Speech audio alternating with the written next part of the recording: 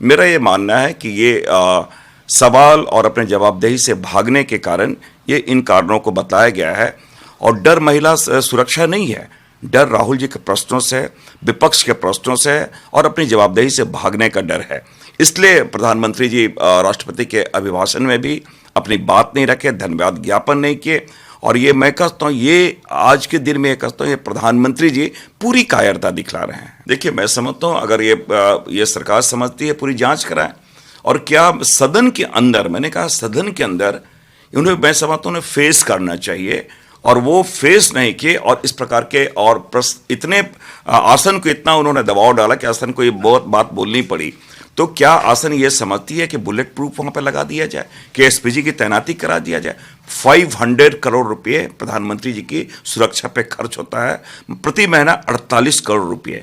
तो ये सरकार को बतानी चाहिए कि क्या आज अपने देश में, अपने संसद में वो सुरक्षित हैं, रैली में वो सुरक्षित हैं, विदेशों में वो सुरक्षित है, जब और चुनावी रैली है उसमें प्रधानमंत्री जी सुरक्षित है, लेकिन देश की सर्वोच्च जो मंदिर है लोकतंत्र का, उसमें असुरक्षित है। तो ये पलायनवादी सोच नहीं तो क्या है? देखिए, मैंने कहा ना कि ये डर सुरक्षा के कारणों से नहीं है, डर राहुल जी के प्रश्नों से है। और ये मंशा नहीं है कि उनको बोलने दी जाए। और ये कहीं न कहीं, अगर हम लोगों ने अविश्वास प्रस्ताव की बातें की है, तो हम लोग किसी व्यक्ति पे नहीं, हम लोग पक्षपात और निष्पक्षता, ये दो शब्द हम चाहते हैं। आसन संविधान का है और आसन संविधान के अनुसार कार्य करे, न कि सत्ता के अनुसार कार्य करे। निश्चित रूप से मैं समझता हूँ सुमोटो सुप्रीम कोर्ट को भी कार्रवाई करनी चाहिए, सुमोटो चुनाव आयोग को भी उसमें संज्ञान लेना चाहिए।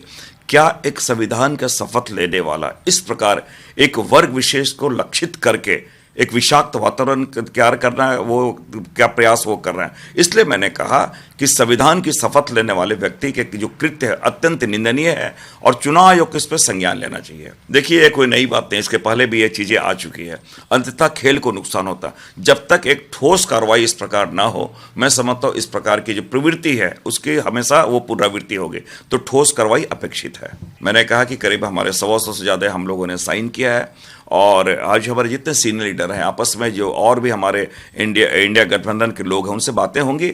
और मैंने कहा कि ये एक आचरण के विरुद्ध, सत्ता पक्ष के आचरण के विरुद्ध ये अविश्वास है। हम लोग सम्मान करते हैं, हम लोग स्पीकर का सम्मान करते हैं, लेकिन जनता और संविधान का उससे ज़्यादा हम लोग सम्मान करते हैं। दबाव में बहुत सारी चीज़ें होती है, डरी हुई, सहमी हुई और कायरतापूर्ण रवैये के कारण ये सरकार डरी हुई है।